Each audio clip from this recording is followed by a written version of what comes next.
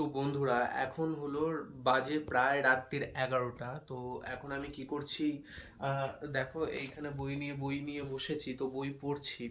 তো আজকে প্রায় আমি 3 দিন পর বই নিয়ে বসেছি, বিকজ আমার এত শরীর খারাপ ছিল, মানে এত ঠান্ডা লেগেছিল যে কিচ্ছু পড়তে পারছিলাম না। তো আজকে পড়তে বসার পর মানে লিটারালি এখনও প্রচুর ঠান্ডা বা শরীর খারাপ হয়ে আছে, প্রচুর শরীর খারাপ আছে।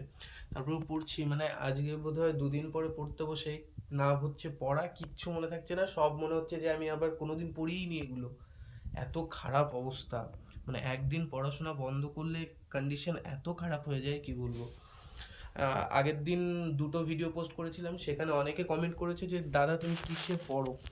তো তোমরা আজকে সবাই এই ভিডিওটাতে কমেন্ট করো যে আমি কিসে পড়ি তোমাদের আন্দাজ অনুযায়ী। তো পরের দিন আমি নেক্সট ভিডিওতে তোমাদেরকে এক্সপোজ করে দেবো।